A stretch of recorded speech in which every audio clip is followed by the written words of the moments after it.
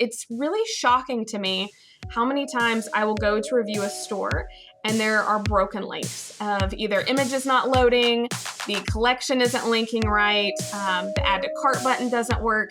And I think it's just crazy to me that almost, I would say, at least 95% of the time, I can find at least one broken link on a site.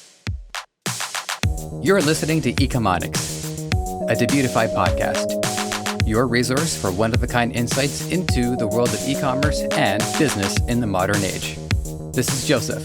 I'll be presenting a wealth of industry knowledge from interviews with successful business people and our own state-of-the-art research. Your time is valuable, so let's go.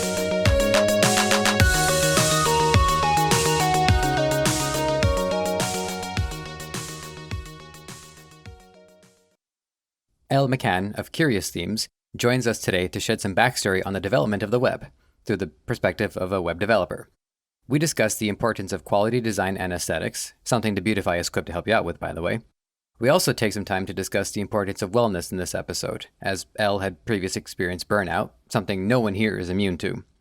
As someone who's also experienced it, we cannot emphasize the importance of catching it early, so have a good listen. Elle McCann, it's good to have you here. Thank you so much for being on Ecomonics. How are you today? Good. Thanks so much for having me. I feel like I might have switched energy just slightly between our pre-chat and our recording. That was just us things being kicked off. No, I love it.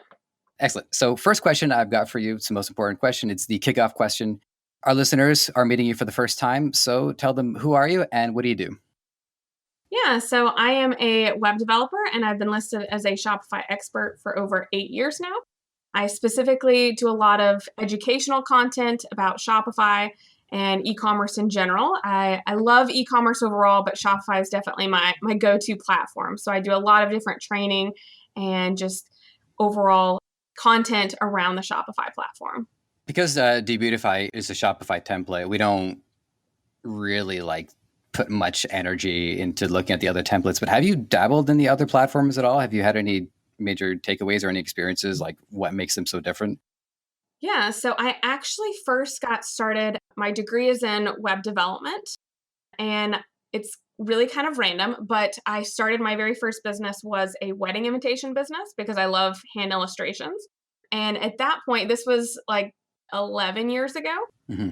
I was really looking into launching an e-commerce store. And so I tried WooCommerce and BigCommerce at that point, and both of them were like subpar. And then I found Shopify and was like, oh my gosh, what is this? And keep in mind, this is 11 years ago that Shopify blew my mind. And it's gotten so much better since then. So they kind of took me from the very beginning, but I've still done a little bit of stuff in WooCommerce and BigCommerce. And I still think hands down, Shopify is the way to go.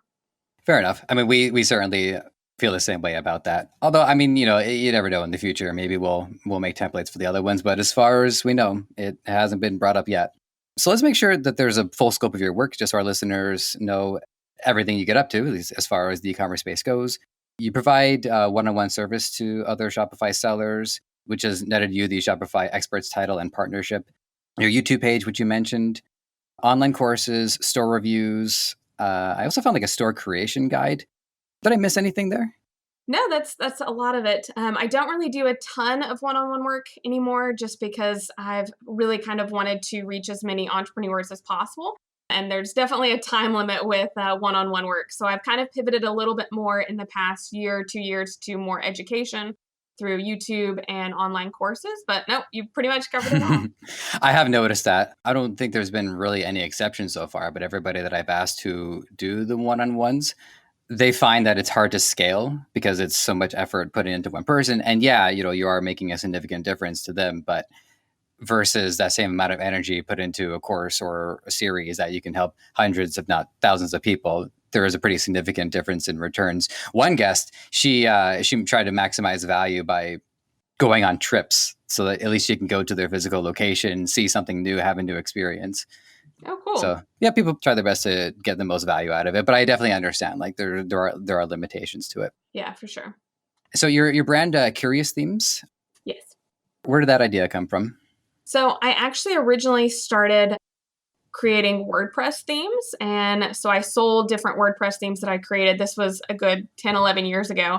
And that was where the name came about. I've actually just celebrated my 10-year business anniversary in May. Oh, congrats. Yeah, I'm excited about that. So the name came about from WordPress, but I kind of just stuck with it. I had planned at some point to do a Shopify specific theme, but I kind of, again, have kind of gone more into education and I haven't created that yet. So maybe some point down the road, we'll see. But yeah, the name's just kind of stuck all along. Mhm. So what we're going to do is I have a couple of we'll say strategic or process questions, just so that we can get a sense of how you work and what insights that you provide to people on a general sense. And then what I want to talk about as well is more of that history, because one parallel that you and I have is that we've both been in our respective fields for about 10 years. I got into podcasting and media 10 years ago. There's no university course for it, but I would chalk up my credentials to other people in the industry at this point, at the very least. So one of the things that you do is, or rather, it was part of your package, is the store review. Now I understand that would probably fall into like the one-on-one work, so I don't think you do that too much at this point. But I think it would be helpful just to hear some of what you would do when you do the store reviews. What are some of the things that stick out to you? What are some of the things that you notice that people typically need to work on and adjust when they bring their stores to your attention?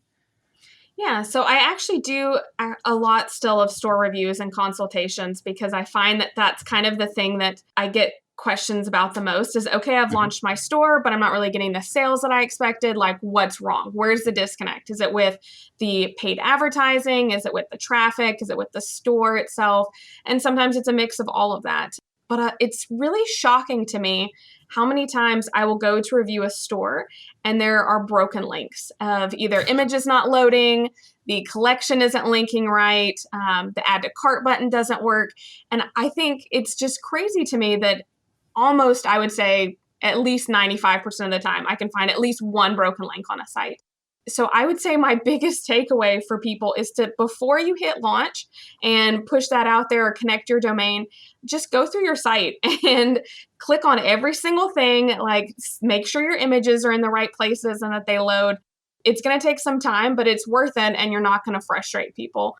Because if you're going to spend all this time and effort and even money sending people to your site, you want to make sure they have the best experience and that they're not just going to go, well, that didn't work. Like, got a 404 page and then leave. It sounds like a lot of people aren't putting themselves in the position of the customer at any point, that they're only Exactly. putting themselves in the position of the seller. I mean, me, I'm a perpetual customer. There was a window of about 3 months where I was pretty addicted to ordering things on Amazon, and every day things would be arriving. So, I'm used to expecting to have a good shopping experience, and that is crucial for people who are setting up their own stores and who are not only going to go against other Davids, but they're going to go up against all the Goliaths as well. So a lot of small details like that. One of the things that I was wondering too is if you've ever encountered people who maybe don't put value into the aesthetic side of it, maybe they don't put value into the image quality or having a cohesive color scheme. So I guess the two-parter would be, A, has this come up? And B, is how do we convince people the importance of the visuals and the aesthetics? Yeah, absolutely. I think that's kind of the catch 22 with Shopify is that you can get your site launched in like an hour, 2 hours. Like, you can get it really going really quickly. However, it's going to look very different a site that takes 2 hours to do versus 2 weeks. And just thinking through and making those design tweaks, bringing the branding throughout, not just in the color scheme and photos, but also in the wording that you use, where it doesn't just seem like it's a copy paste from a drop shipper. Mm-hmm. And it's actually like worded to where you're speaking to your ideal customer directly. I think that is kind of a huge disconnect where people just kind of get a little bit too in the weeds of, okay, I just got to get this launched. Here's the specs for the products, and that's that. Instead of really thinking about the customer and, if I'm coming to this, what problem am I trying to solve? What thing am I trying to fulfill? Like, what am I looking for? And it's not going to be a bullet point spec sheet of your product information. I want to, have some emotion and some Mm-hmm. feelings that I get from seeing your site and from, the hope and excitement of purchasing as well. And they also want to hear from the person as well, and from the about page, and they want to know like what cause they're supporting or what's the mission behind the store as well. Yeah, absolutely. I think that's one of the pages that people are the most shocked about whenever they go into Google Analytics and they see that, oh, there's a lot of traffic coming to the About page, but people don't spend a lot of time on it. And I think that's a huge opportunity where you can tell, more about yourself, your company, why you started the business, even highlight, your favorite products, maybe your process throughout the way, and really just highlight it more to where people get more kind of into the process and the brand, and it's not just another thing that they're purchasing. Because yeah, it's great to have someone buy your product one time, but if you could get them to buy it multiple times, that's way better. So Mm-hmm. the more that they can get into the brand itself, the better you're gonna do overall in business. Mm-hmm. All right. So one more practical question, and then we're going to get into some of the history of your development. Pardon the expression, since it's web development. So what do you consider to be the backend essentials in terms of like what apps or what integrations that Shopify stores should have to stay up to date? I would say the biggest one, especially for this time of year, like with any kind of holiday promotions or anything like that, would be upsells. I think it's a huge opportunity to upsell people on your site. Again, you've already spent the time and effort and money of getting someone to your site. So if you can increase that average order value, then that's going to translate into hopefully more sales for you. So I think upsells is definitely an app that I always recommend first. And then I also love doing like rewards program apps where you can really kind of build that loyalty and hopefully get them to come back and do repeat purchases as well. Okay, that is a unique one. I will say I have asked other people this question and as well. I've done my own research. That's the first time, at least as far as I can recall, where somebody had mentioned upsells. So let's take a note of that one. All right. So this is the fun part for me because one of the things that I saw in your research is that you, as an entrepreneur, you've always been an entrepreneur, and it says as early as like your earliest business was a lemonade stand. I tried to do that too, by the way. I tried to do like a yard sale that I would just like perpetually put all my stuff out and just try to sell. One guy came by, he gave everybody $1. He didn't take anything, but he just wanted to give us $1. I felt so good about that. So here's where I want to know if there is a consistent line from maybe not necessarily the lemonade stand, but from all of your business ventures really up until now. Have you noticed any consistent themes about your acumen or just the way you approach business? Yeah, I've always had very people focused businesses, but I am very process. I'm a very, very analytical person. And it's funny because with the lemonade stand, I actually look back at it now and I laugh because I didn't know what a lot of the business terms were, obviously, at that point.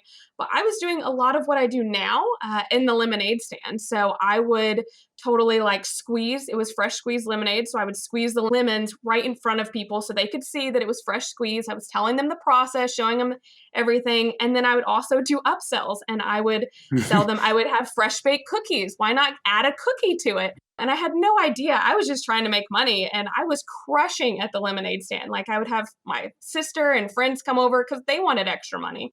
And so it's funny because seeing those trends kind of apply from a young age on into business, I think as soon as you think about who the person that you're serving is and what they might want, whether it's, lemonade and a cookie or, this upsell of whatever your product is, I think really just kind of keeping the customer in mind and creating a business that's people focused, whether it's a social mission or you're helping the individual customer, I think has been kind of the carrying force throughout all the different businesses.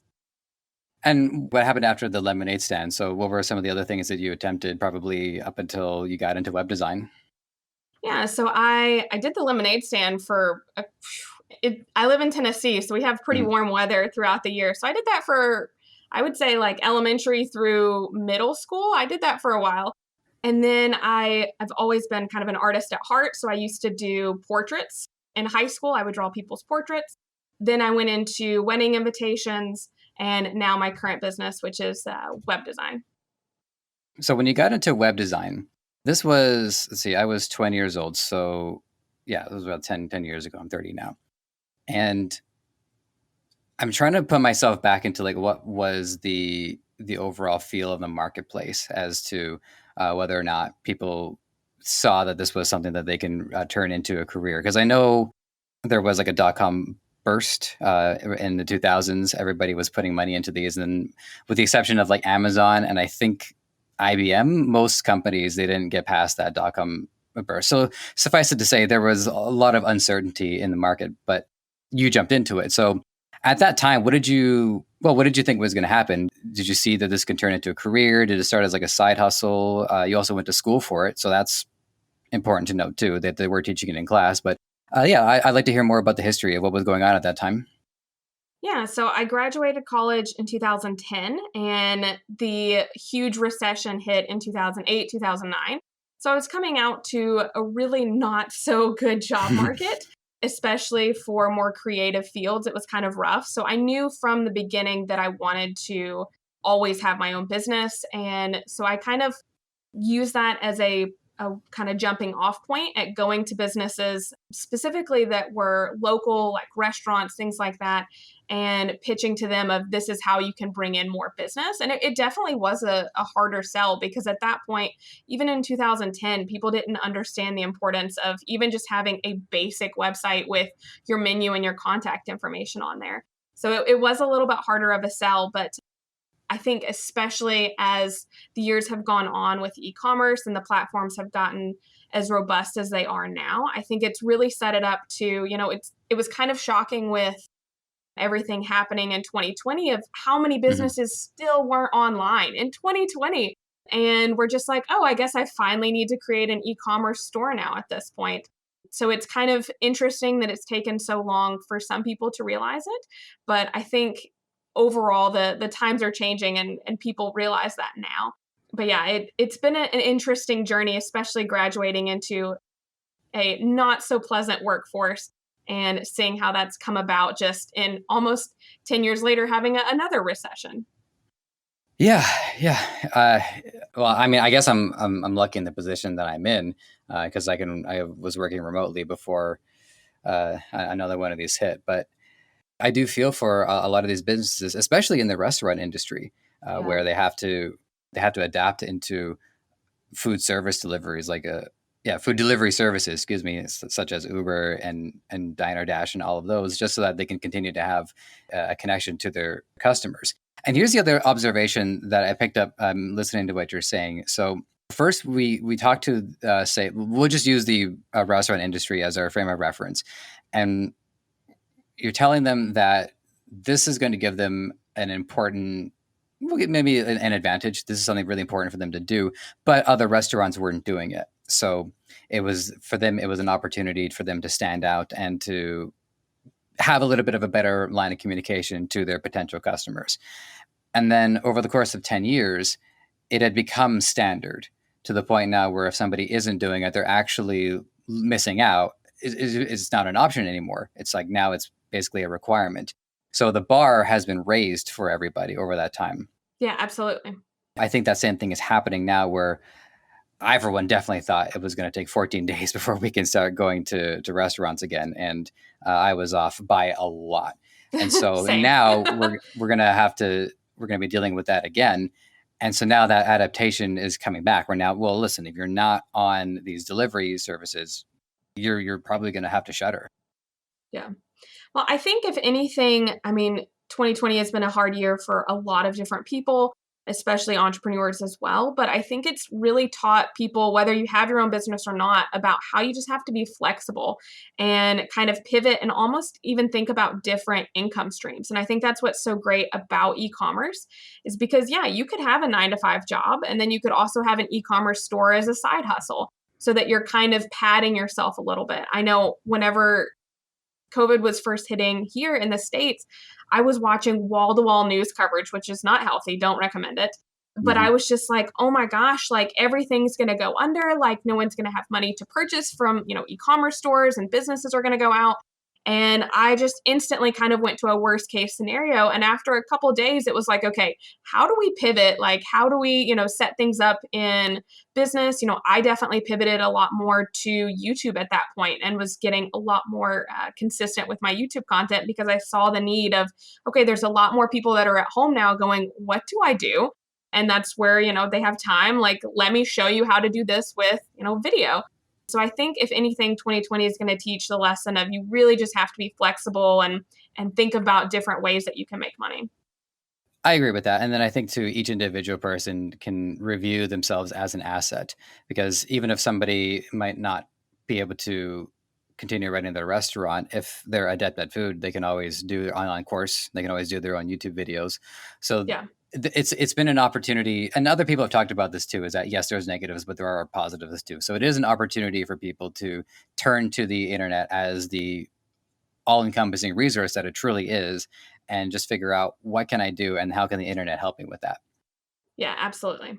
Yeah. So one of the things that we talk about a lot in the show is mindset. It's critical. I mean, everybody that we talk about in terms of everybody we talk to about mindset agrees that if you don't have the right state of mind, you're not going to get very far. And what's worse is that if you do succeed without the right mindset, it'll just crumble. And when I was going through your YouTube videos, you put out a video about burnout that you were experiencing. And I don't get to ask too many people about burnout, because I'm not just going to like randomly put that question in my set and be like, so did you burn out? Like, either you admit it, or I'm just going to assume that, you didn't.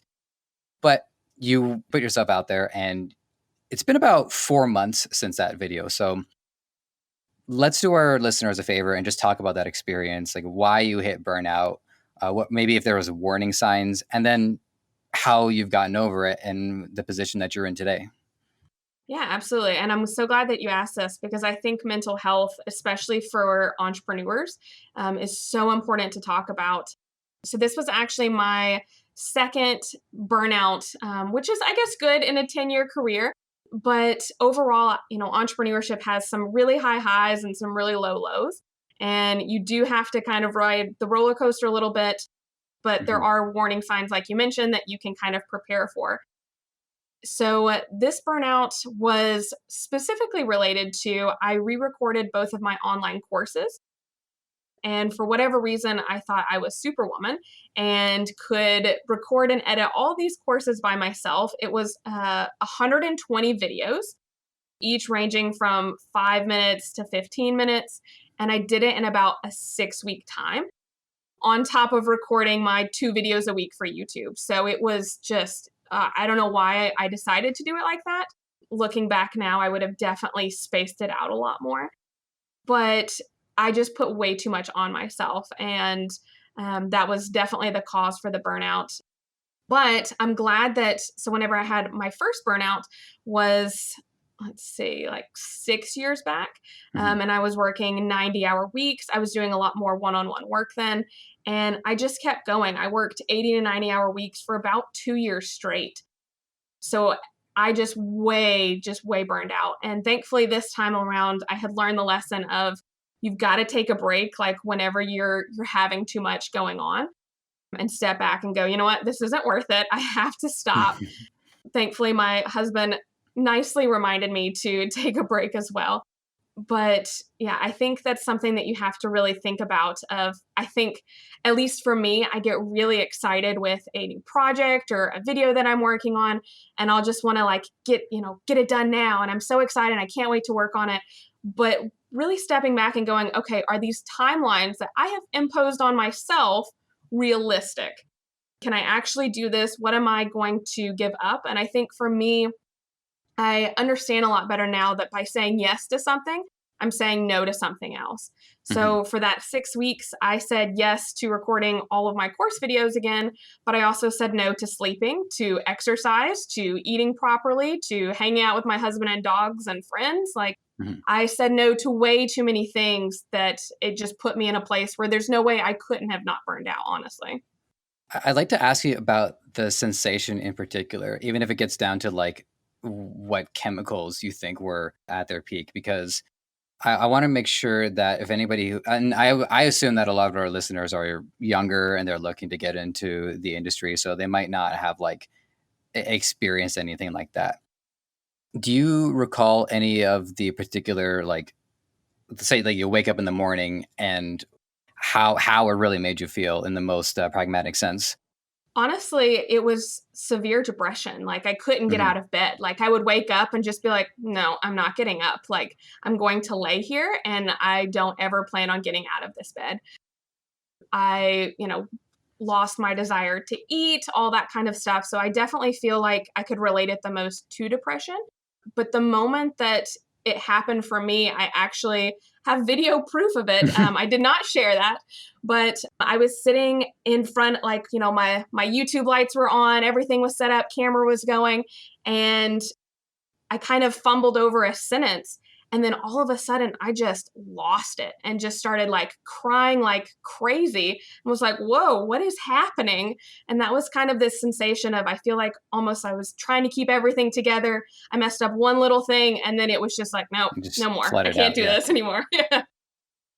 Okay, two more questions about that, and then we'll get into some of the other. Well, actually, for instance, Pinterest. That's one of the things I wanted to ask you about. Some of the other videos, for instance, I'll ask you about that too. But I got two more for you, and then we'll move on. So the first one was: did you notice any warning signs, or did it just kind of like that? No, there was definitely warning signs. I was having to record a lot of the videos at night because I was still doing like editing and other client projects throughout the day. So, I was sleeping about 2 to 3 hours a night, and I would be at my computer, like trying really hard not to fall asleep and also trying not to like tear up at the same time, editing Hmm. videos at 4 a.m. And I would set like, goals for myself of like, okay, you get this done, then you can go to bed at 4 and then sleep till 6. Doesn't that sound great? So there was definitely warning signs of, I could feel the tension and feel like, for me, I'm an outdoors person, and not being outside with my dogs, not going on hikes, I could definitely feel just, not getting the sun on me was starting to really affect my mood to where I would be a lot more snappy and not as kind and not as patient. So I think Hmm. just kind of everybody's different. So just knowing what your normal state is and noticing whenever things like that are coming up is definitely a clear warning sign. Hmm. And then the other side of it is what steps you've taken to be back in the happier position that you are now. Yeah. So, first off, I took about 2 months off of YouTube, which was kind of hard for me to do because I had been on YouTube for 5 years and I've been trying to put out content consistently twice a week. But I had to just step away and say, no, I can't do this. So, I think for me, doing the burnout video and then just stepping away, it was kind of a way of letting everyone know, like, this is what's going on. And now I have to step away. So I think that was really helpful for me. And then now, kind of moving forward, I've gotten a lot more into self care and morning routines where I spend a lot more time journaling, Hmm. reading books, things like that, things that I get energy from and excitement from, but also just looking at my schedule. And I say no a lot more in terms of like, I can't do that timeline, I can't work this day. And just being a lot more honest with myself of like, okay, yeah, I could do this in a week, but maybe let's add another week on there just so that I have some space as well if things go wrong or I don't feel like being on video this day, and just kind of extending those timelines out. Hmm. One thing I wanted to touch on, because I had seen a video, I think probably last week, where he pointed out that some of the greatest entrepreneurs, the Steve Jobs and the Elon Musks, one of their innate talents is their ability to say no. And I remember a couple of incidents that happened growing up that made it difficult for me to do that. One of them was the first job that I had. I don't know how popular this sport is in the States, because I think it was invented in Michigan, but it's called whirly ball, where people get into bumper cars and they've got lacrosse scoops and they scoop up a ball and they'll try to hit a signpost with it. And if they hit the center, it goes bang, and you get 3 points as opposed to one. It's just a fun sport. At least I assume. I was never gotten a chance to play it, but that's not true. I got to play once or twice. And I was working consistently for about 3 or 4 months. And usually the boss would call, ask me what hours I want. And he calls, and I wasn't up for it. I wasn't feeling good about working that week. And so that was it. 2 or 3 more weeks go by, and he doesn't call me. And so I call him and I says, "Oh, what happened? You didn't call." And he says, "Well, I give the hours to the people that they want to." And that imprinted on me, because it made me think that if I ever say no, it's going to have consequences that are going to unfold in ways that I can't perceive. The other side of it was my dad. He tried to instill a lot of good work ethics in me, and most of them were good. But again, it was that same thing about if you have to work, you have to work. You don't refuse to work because it's just too important. And even to this day, it's still a hard thing to get over. But it's very important. And I just wanted to thank you for bringing that up because people have to understand if you keep saying yes to everything, you will end up in a position where you will say I can't and you'll mean it and you'll physically be unable to do something. Yeah. It's crazy how like little incidents like that happen in life and we don't even realize that it shapes our beliefs on things. I had heard many times growing up that, oh, you're going to be a starving artist. And I think I carried that with me for a long time of like, well, I have to say yes to every job that comes my way because one day maybe there's not going to be any jobs and then I'll be a starving artist. And it took a lot of work to go through that and go, okay, no, like money's still coming in, jobs are still coming in, you're not starving. You can say no if something's not a good fit or you just don't want to do it. There's well, there's two parts of that. One of them is that I've just realized for the first time that we could have just combined it and called it Starvist or something like. Oh, I like that. Yeah, I've been referred to that before in the past, and this is the first time I realized we could say that. So I'm going to mark a note of that. Contact Webster. The other side of it is to flip the script. Is that when somebody says starving artist, yeah, okay, it's my bohemian vest and my waffles, and I'm not, and I only have so much money. So yeah, I suppose that there is a little definition of it, but there is also the idea of craving being hungry for results, being hungry to create something. It's the creative drive. It's being we eat food just to satisfy our physical or physiological needs, but we create art to satisfy our spiritual needs and our emotional needs, and to know that we've like left an imprint in the world. So credit to the artist community for realizing we can turn the tables on that. And also, a lot of artists have found a lot of work these days. Patreon, Gumroad, and doing your own stores, yeah, selling your crafts online. This has got to be one of the best times for an artist to be alive by far. Oh, absolutely. A lot less persecution.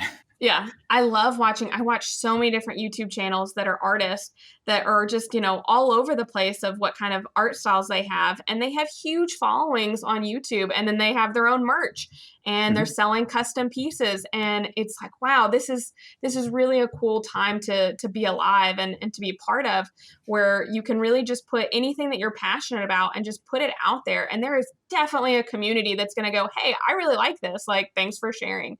And I think that's something that's really cool that maybe our parents' generation didn't get, definitely grandparents didn't get, but our generation can really kind of take that and just share it with the world. And I think it talks a lot more about, you know, kind of spreading the happiness as well.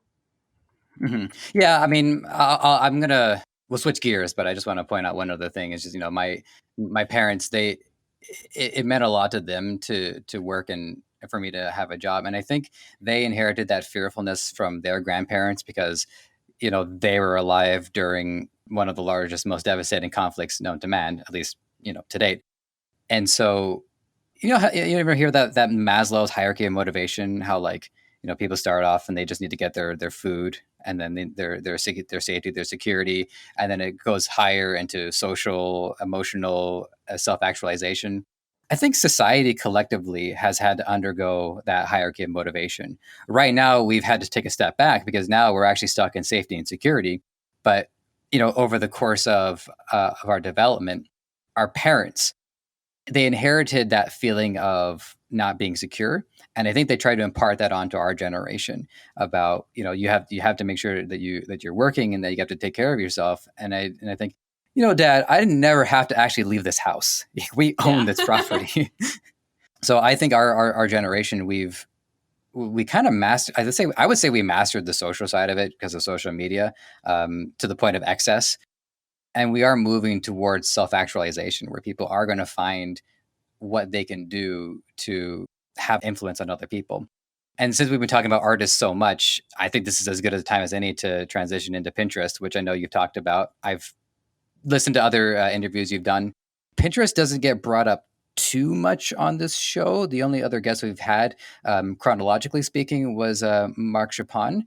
So he introduced it to me and our listeners. And I don't want you to feel like you have to like explain what it is, because my listeners should already know that, chronologically speaking. But what I do want to hear about is your take on Pinterest and how you feel it fits into the stores, on a like a practical level, how Pinterest is actually connected to Shopify and potentially how it connects to other parts as well. Because my mindset is that Pinterest is like a self-contained system.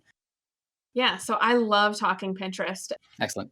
For me, I feel like Pinterest is kind of the same reason why I love YouTube. It's an evergreen platform. Like so many times with Facebook and Instagram, you put a post up and your reach is, 24, maybe 48 hours. Then after that, like that's toast. It's on to the next one. Where, some of my most like watched videos every single month are ones that I created 2 years ago on YouTube. So it's kind of that evergreen thing that can keep working for you. And Pinterest is exactly the same. So you can create content once, kind of put it up there, and then people can keep pinning your images for years to come. A story that I love to share is I had created a pin for a lead magnet guide that I had created for my site and for e-commerce. And I had done a Pinterest ad for $20 about 2 years ago at this point. All I put in was $20, and it's still the most viewed pin, the most repinned pin, and it's still the most amount of traffic that is sent to my site from Pinterest every single month. And I just spent $20 2 years ago. So it's so great to have that kind of evergreen content, because I think especially if you're a solo entrepreneur and you're having to wear so many hats, while yes, you definitely need to have, a presence where your people are online, if that's Facebook or Instagram, but having a platform kind of work for you and constantly try and boost you even years down the road with the content like on Pinterest, I think is really key. And especially for like online shopping, you never know when someone's going to be looking for whatever specific thing that you're selling. So Pinterest is honestly kind of like a huge visual search engine. And I think that's why it's so great for e-commerce, because yeah, you can create, a gift guide and make it a little bit more fun and engaging, but you can also just put your products up on Pinterest as well. And you were talking about the functionality of it. Shopify actually recently, like a few months back, had launched a Pinterest sales channel.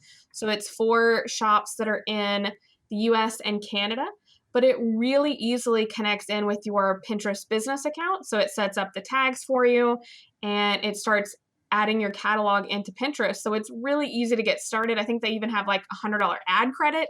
So you can try things out, making kind of the bar to get started with Pinterest if you have a Shopify store really low.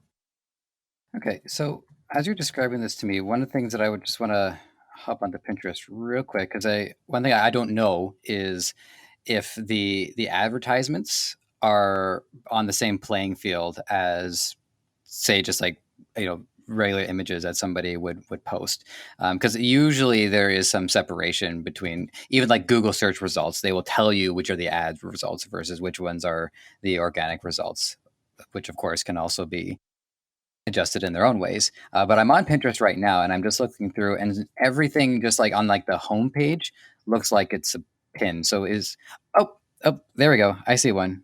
Yeah, it should say sponsored. I see an ad promoted by, yeah.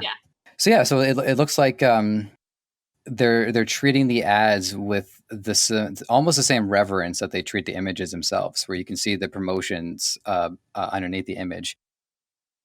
This might be kind of like I guess it's a kind of a nebulous question, but I think it's still a curious one to ask, just because of the relationship between artists and their sales. Have you encountered any pushback between people who are saying, "Hey, we just want to use Pinterest for the images and for sharing art"? So it almost seems.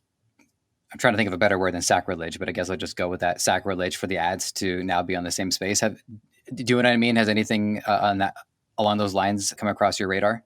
Honestly, I haven't really noticed anything like that. And a lot of times I'll get, like, if I run an ad for an e-commerce product, I'll get a bunch of people actually pinning and saving the ad image, and then other people repinning that there. So I don't think people mind it as much that it's there, as long as you're seeing like you're kind of setting it up as being helpful.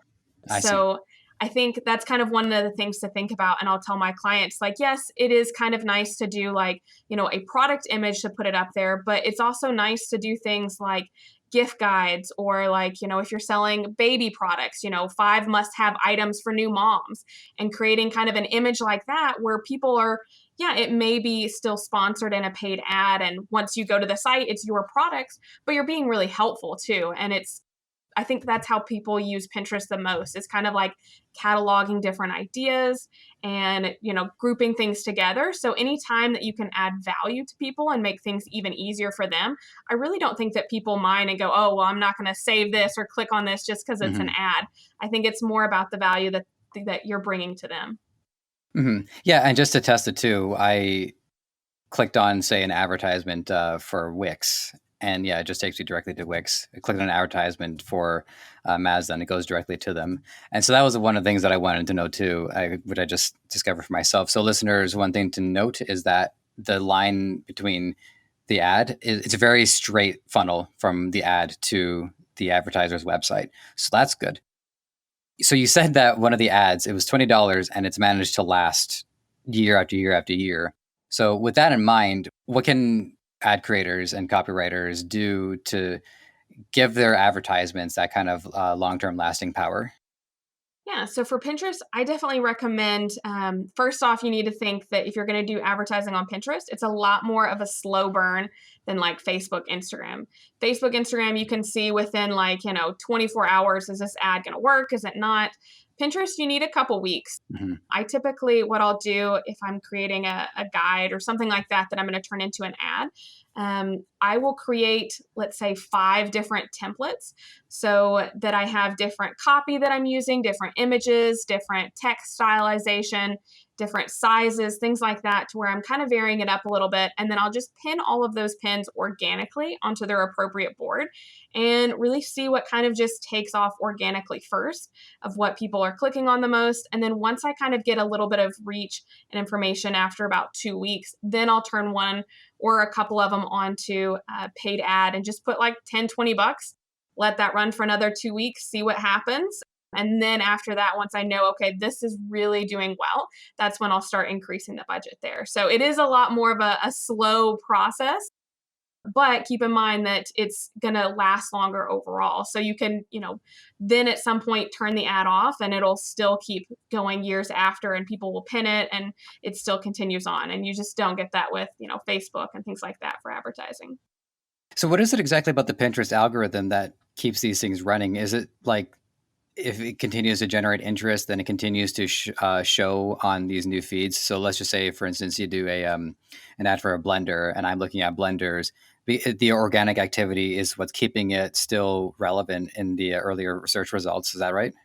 Exactly. So you want to have, a pin that's going to get a lot of organic reach of people just pinning it and repinning it. And that's going to be what kind of keeps it going long after. So the more engagement that you have, Pinterest, like every other social media platform, they want to keep you on the site as long as possible. So if they know, Hmm. hey, if I show this pin, 8 out of 10 times people repin it and they're looking at it, then they're going to show that. So I think just being mindful of, you really want to get people to engage with it. You want to, you don't want to have just a white background and your product photo on top. You want to make it enticing, either with a lifestyle photo or doing some kind of text overlays. Just come up with some creative ideas to kind of get people's eye to gravitate towards there and want to save that for later on. Hmm. And yeah, and Pinterest, I would say, out of all of the platforms, is probably the one that most encourages artistic expression and most encourages creativity. It's a creativity board to begin with. Yeah. So you was cool too, is that when you're talking about how you can track the progress of them in the back end side, that was pretty similar to what what you can do in the Facebook ads as well. You can see how the progress is going. You can stop running the ones that aren't working well, invest more into the ones that are working well, and then you can scale from there. So as far as working on the back end, it's probably going to be more familiar for people who've done Facebook ads than than not. Is there any other tools or any other backend features that you can let us know about for people who start using Pinterest ads? Yeah, so I will say that Pinterest doesn't have anywhere near as detailed targeting and demographics as Facebook does. However, you can still add, the conversion tag to your site so you can track, people who come to your site as well as go off of specific keywords so that you can be, tracking different keywords and seeing which one people are the most likely to engage the pin with based on the keyword. But I would say overall, it's just in terms of Pinterest compared to others, I would think of it more as not just a short term kind of advertising platform, but more of a long term strategy. So while it is great to advertise on Pinterest, I would also think about ways to just build up your boards and your page there organically. So I love the Tailwind app. And this is a software, and it's tail like TAIL. But it's a really helpful tool to help you schedule your pins. So if I'm running paid Hmm. ads for my pins, I'm also going to be creating different ads that are going to be complementary. And if they like the ad and may engage with that, then they might also like these organic pins that I'm doing as well. So not just running, just ads there, but also kind of just filling out your boards more and thinking about Pinterest as an overall strategy of, if you're creating blog posts on your site, make sure you create some pins for them. And you're just thinking of different ways to engage with people, and especially knowing who your ideal customer is and how, Hmm. what kind of content they may like, and getting them to come to your site. Excellent. So I definitely hope, I mean, I, for one, with respect, I haven't set my own store up yet. My goal with it is to set one up, mostly just to test and just to kind of play around with, so I can understand these things a little bit more intuitively. And yeah, I mean, I will say that of all the different platforms to advertise on, Pinterest is it sticks out to me because I'm a creative too. Like I have my own artistic inclinations. What's funny though is I did your quiz, your online quiz on your website, and it ended up telling me that Facebook advertising would be the ideal one. I think it was just because some of it had to do with budget, but I would imagine too that Pinterest would be another one of the answers to that quiz. Are there any other answers besides Facebook or Pinterest that the quiz would let people know about? Yeah, so the quiz on my site, you could get results anywhere from Facebook, Instagram, Pinterest, and Google. Instagram, Pinterest, and Google. Okay. Yeah, a All right. lot of people don't get, when I look at the analytics of it all, a lot of people don't end up getting Google just because you have to have a pretty nice budget for Google. You can run through things pretty expensively. But I think that's where Pinterest can really be set apart, especially if you have a low budget getting started, because you can kind of, create these Pinterest ads with just a little bit of money and then kind of just let them run for a couple weeks and then come back. You don't have to feel like, for me, if I'm running Facebook ads, I'm checking them multiple times a day, because if something goes sideways, I could lose a lot of money really quickly. So I'm wanting to constantly monitor this, where Pinterest is a little bit more of a set it and forget it. Like I'll even set like a calendar reminder every like Monday and be like, okay, you need to check your Pinterest ads. Hmm.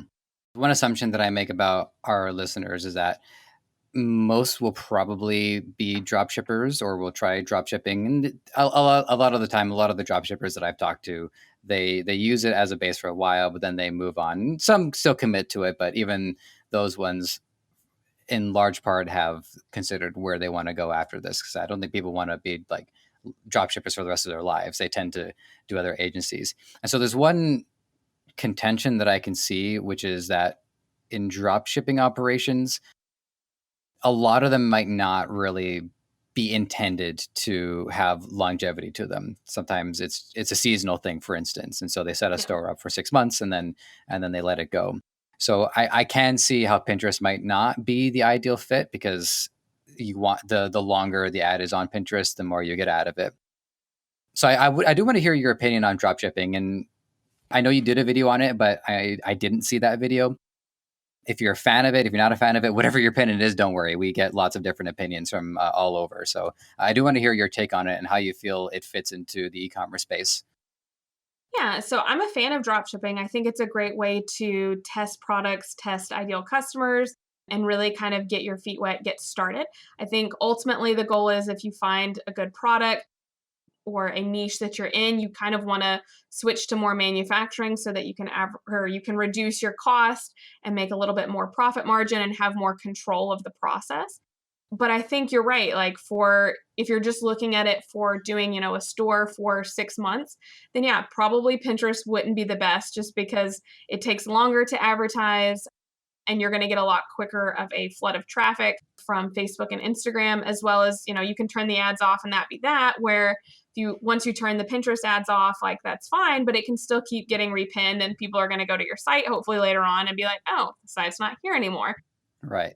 So I do think, like you were saying, for drop shipping, probably doing more Facebook, Instagram could be a better solution for a short term. But if you are looking for building kind of a longer term business, or maybe even just testing the products first with drop shipping, then switching to manufacturing those products or still staying in the same niche, I think Pinterest could definitely work for you.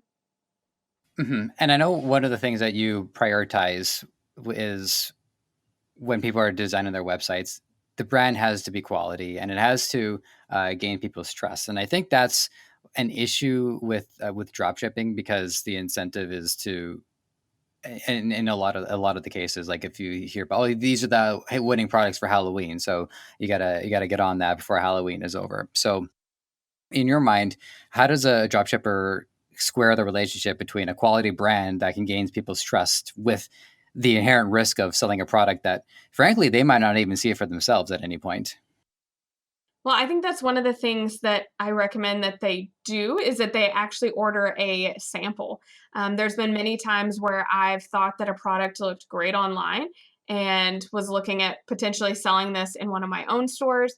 And then as soon as I ordered a sample and got it here, it, fell apart within a week, or, it was jewelry. And if it was left out on the counter, it started like rusting and turning green after just a week. And it's like, okay, you need to get their product and test it out first.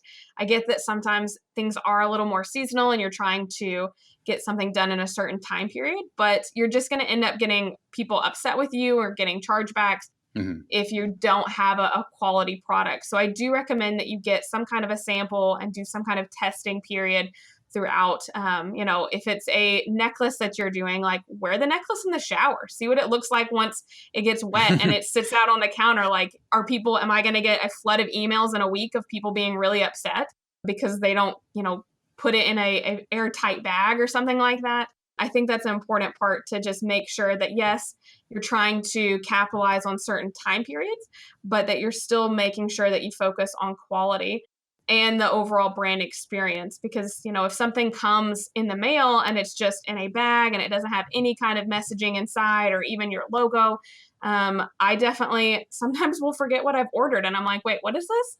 Hmm. Like, oh, I forgot I ordered this.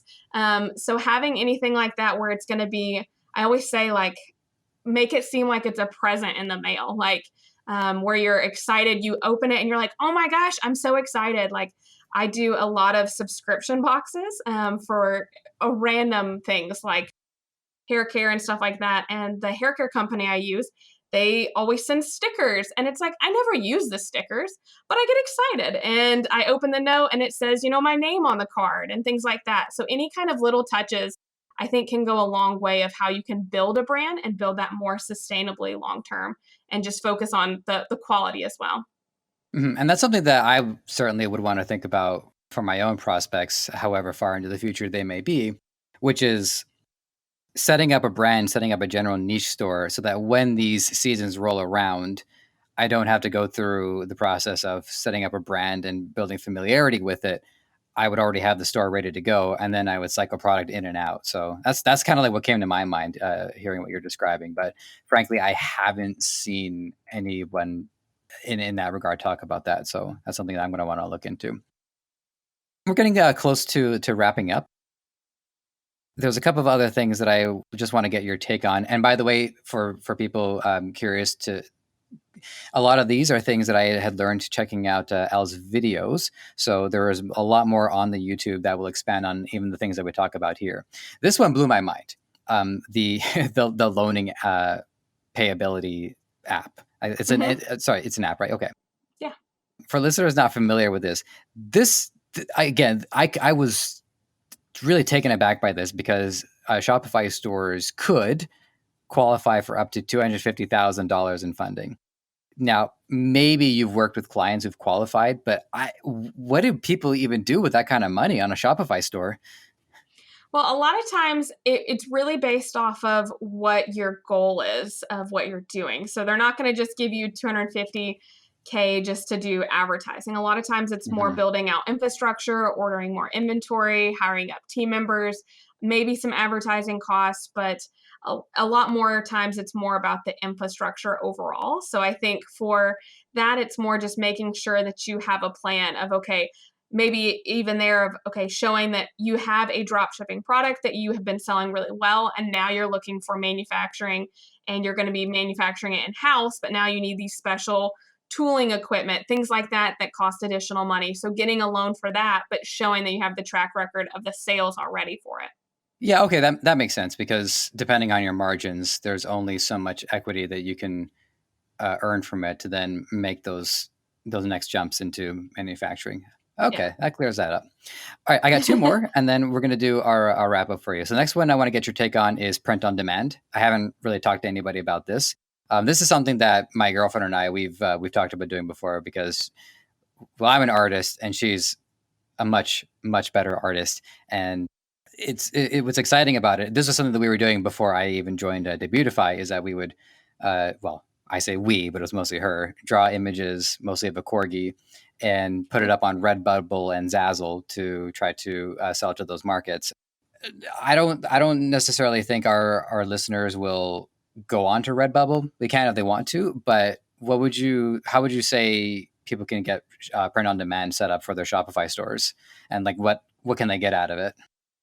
Yeah, so I love print on demand because you can really kind of come up with your own niche and your own audience, kind of like how we were talking before. Like you can find any kind of people online. Like you can, then market to corgi specific groups Hmm. and run ads to people that have corgis, and you already can target them so much with Facebook.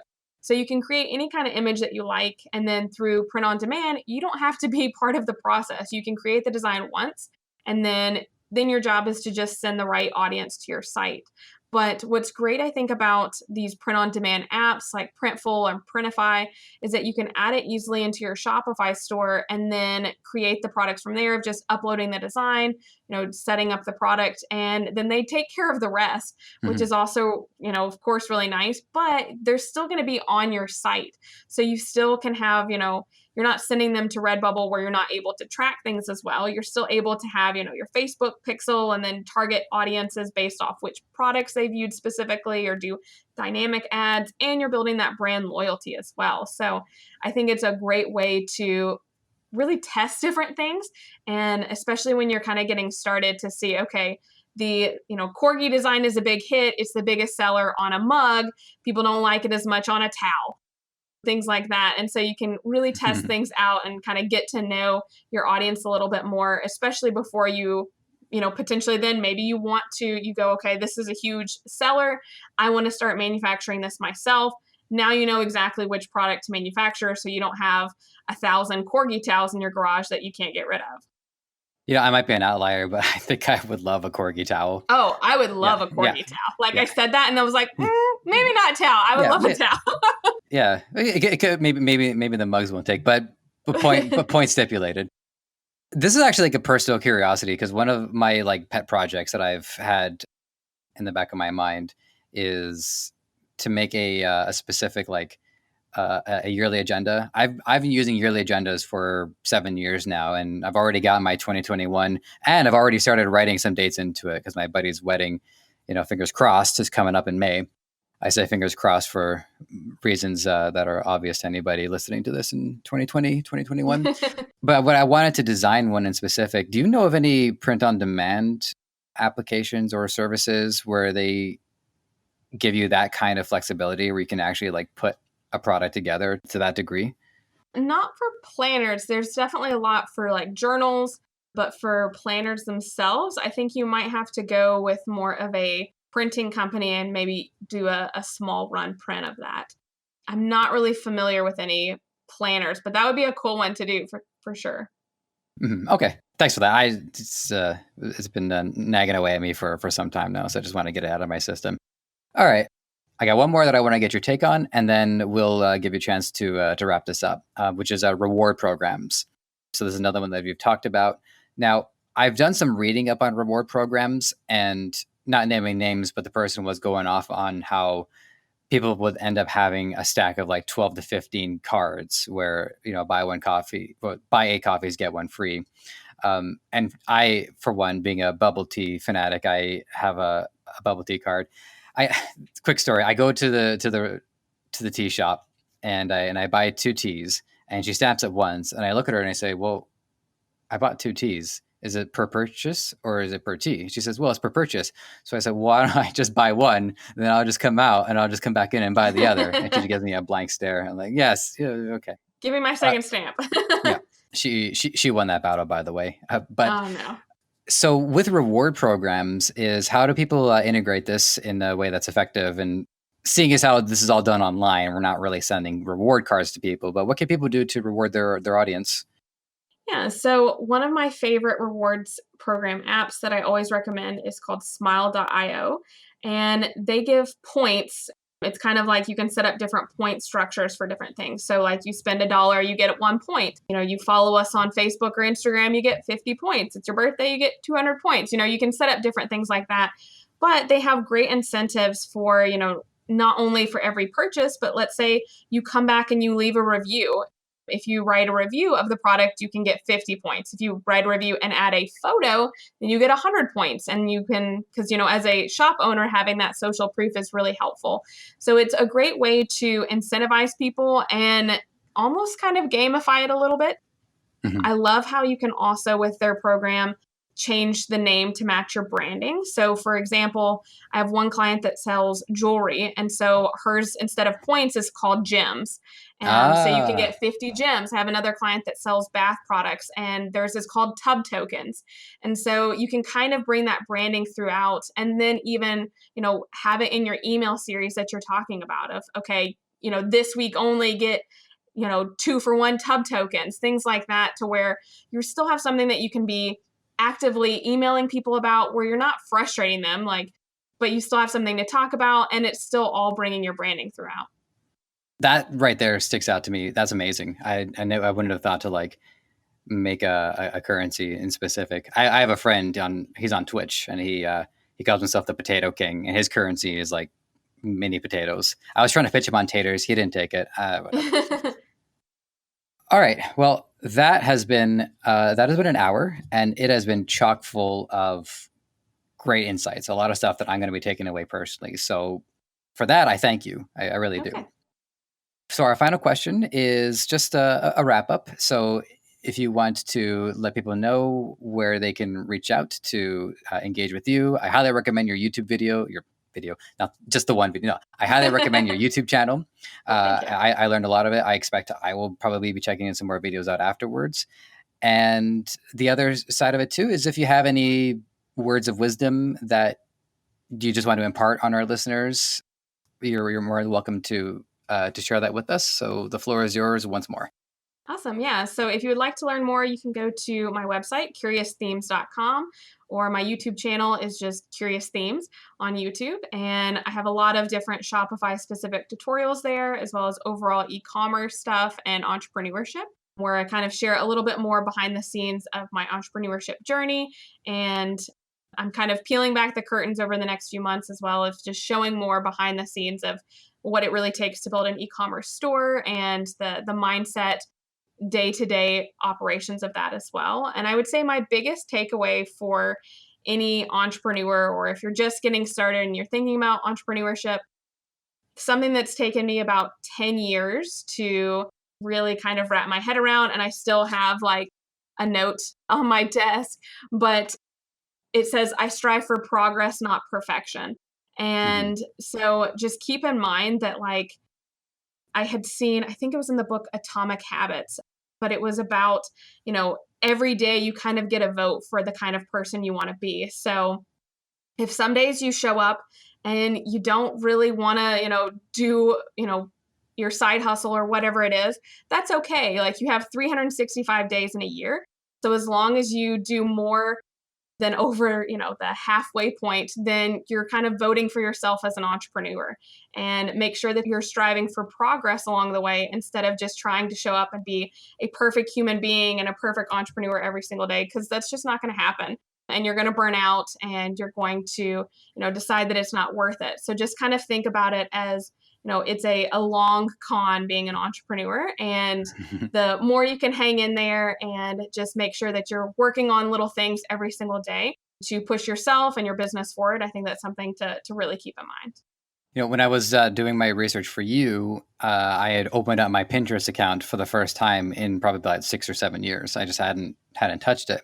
And I went to my profile, and I had written, 6 or 7 years ago, however long, and my profile description was, he's got a long road ahead of him.